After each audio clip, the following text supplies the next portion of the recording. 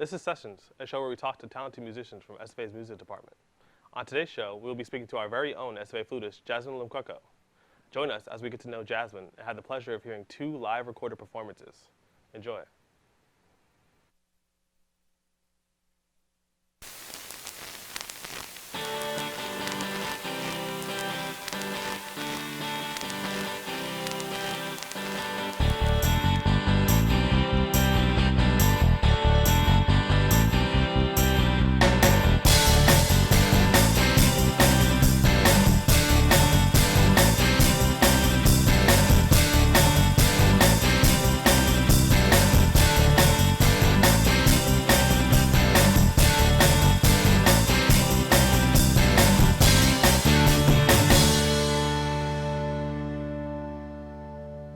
Welcome back. I'm Joseph Rowe.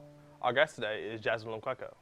Jasmine is a senior majoring in music education here at the CVF Austin University.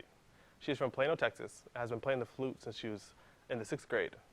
She has recently participated in her first competition, where she took home first place in the 2019 Dennis Jennings competition, undergraduate division held by the Houston Flute Club.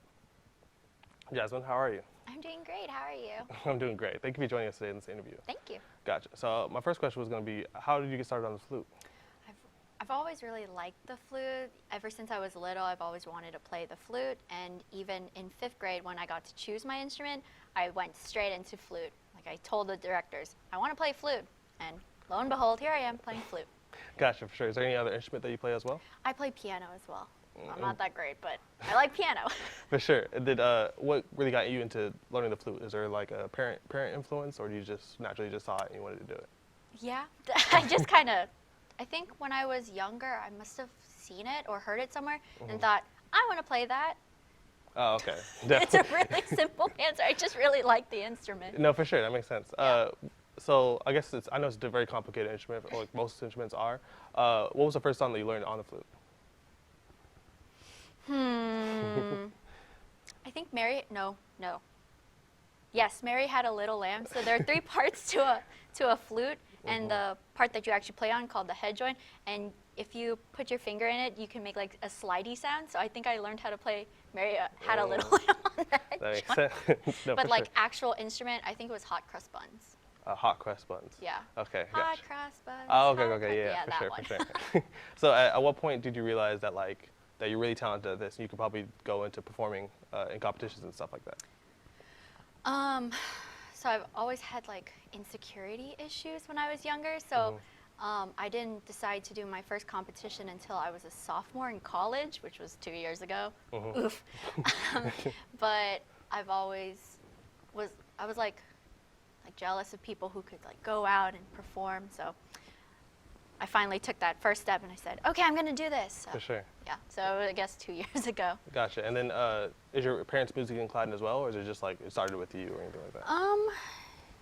So my parents didn't have a musical upbringing, but they liked music. And so when they raised me and my sister, they wanted us to pursue anything we wanted. And we happened to really like music. And so they really supported us in our musical upbringing. Gotcha. So did you have like a tutor? Do you have to go to a class, or do you have a tutor come to your house? How did you learn?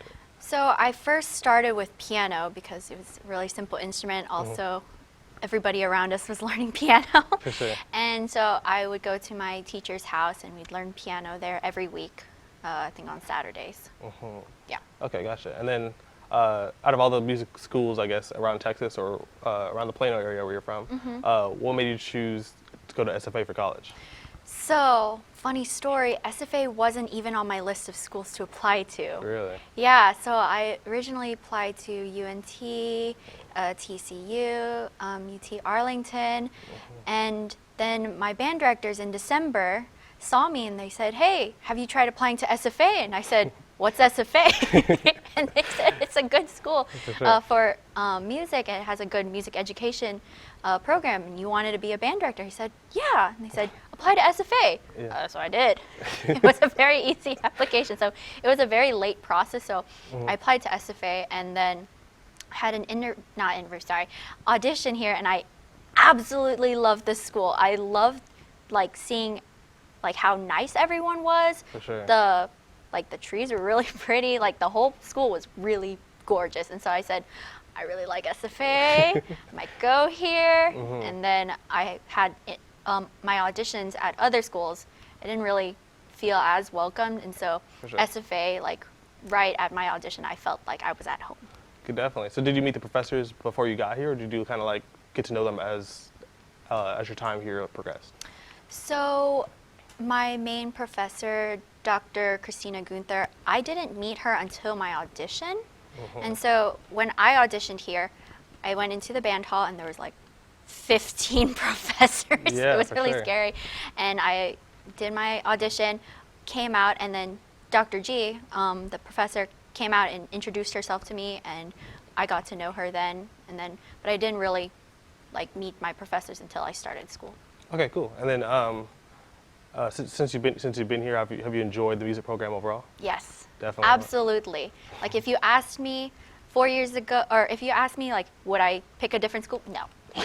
No. No, of course. I've enjoyed my time here at SFA. Definitely. Okay. And then so how has your music progressed? Or how have your flute talents progressed since you've been here? Has it been like a big jump, or have you learned a lot since you've been here? Yes, actually, I have improved so much in my time here. I mean, I would hope I've become a better player. No, for sure, yeah. But yeah, I have definitely improved as a musician, not just like flute playing, but like in other aspects of music. So like my music history knowledge, my music theory knowledge, and as a music education major, I've definitely improved on my teaching skills. Okay, gotcha, for sure. And then it was a big change to go from Plano all the way to Nacogdoches. I feel like it's two totally different communities. Yeah, I mean, if I was to pick something like very obvious, there are more trees here.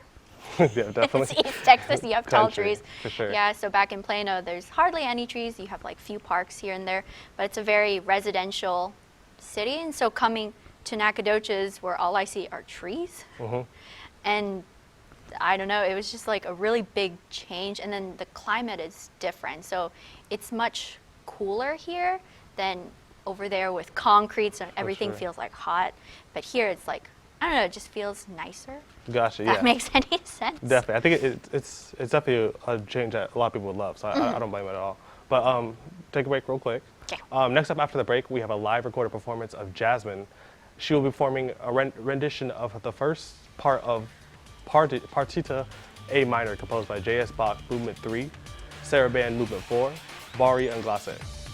So stay tuned.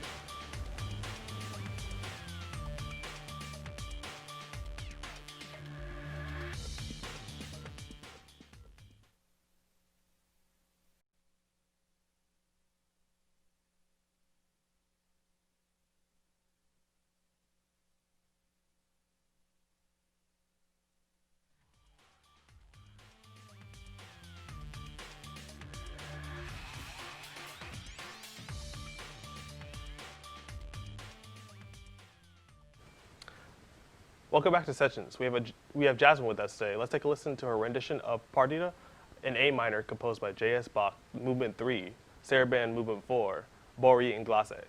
Stay tuned.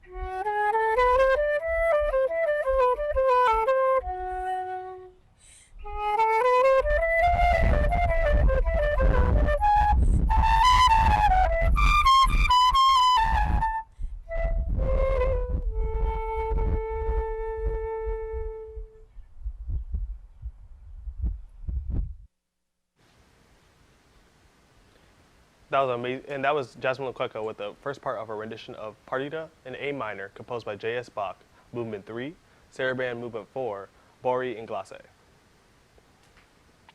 Jasmine, I thought it was an amazing performance. Thank Tell you. us about more about that piece.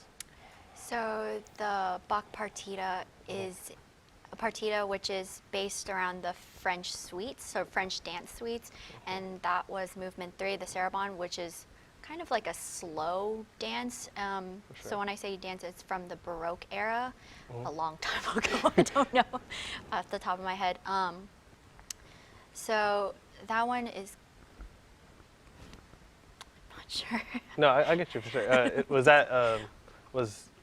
Have you heard of that piece before you got to college, or did you learn that when you got Oh, yes. So actually I heard it first in 7th grade. So when we were doing all region competitions, that was one of the excerpts. Okay. And so in 7th grade, I got to play that and I really liked it. I told my private lesson teacher at the time, I want to play the whole thing. And she said, no, you can only be in college to play it. Oh my Well, gosh. I'm in college now. For sure, and you did really good yes, too. so thank you. So it's been a goal of mine to play that piece. So coming to college, I knew I really had to play that piece, especially for my senior recital. Definitely. So were you practicing all the way up from since you first heard about it till now, or you just started practicing it when you got to college? It's always been kind of like on the back burner, like a goal of mine to play. For sure. And so when it came to my senior recital, like of what to play, I said I have to play the Bach partita. Gotcha. Like it's been a goal of mine since 7th grade. And it's kind of like my way of like leveling up. No, definitely. I noticed you guys recorded outside. So was it really hard to adjust to like the environment outside and playing outside? I'm sure you're probably used to playing in like big stages and stadiums and stuff like that. So I don't know.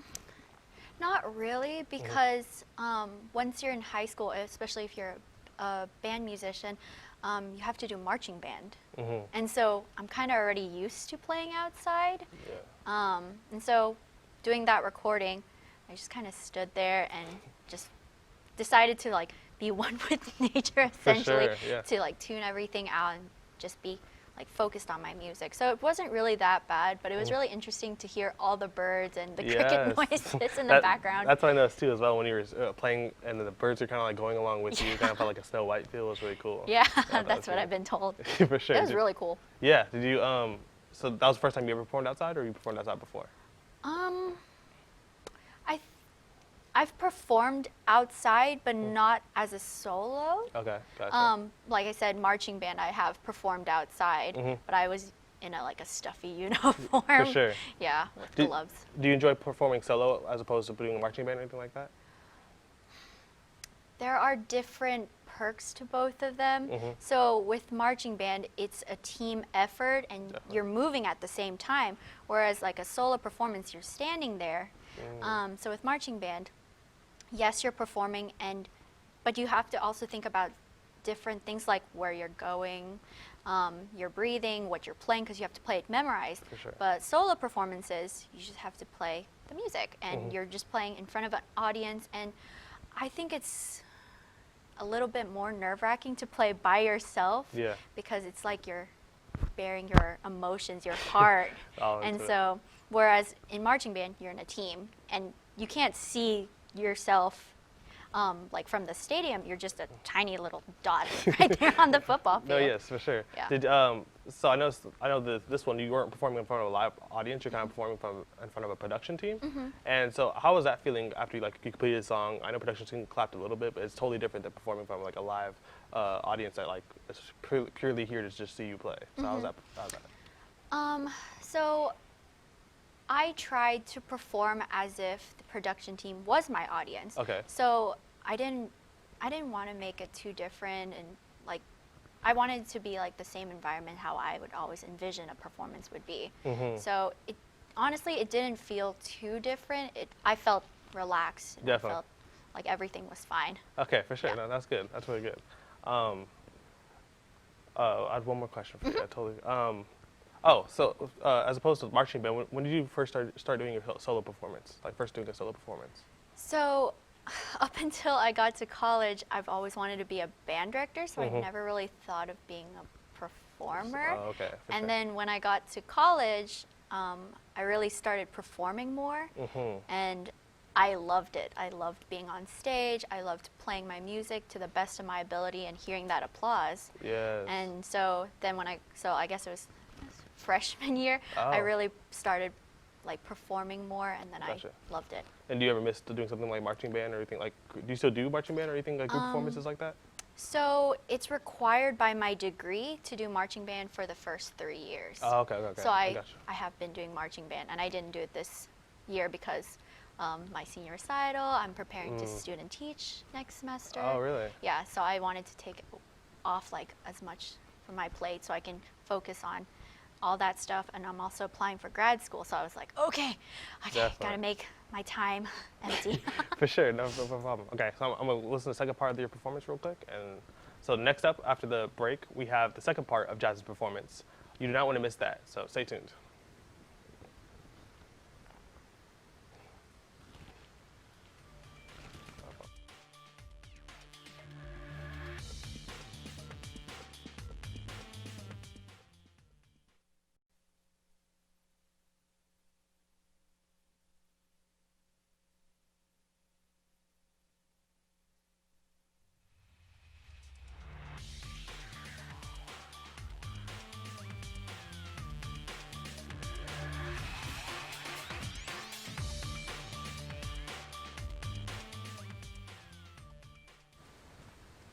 Welcome back, and now you're about to hear the second part of Jasmine's performance. A partita A in A minor, composed by J.S. Bach, Movement 3, Saraband, Movement 4, Bori and Glaze. Enjoy.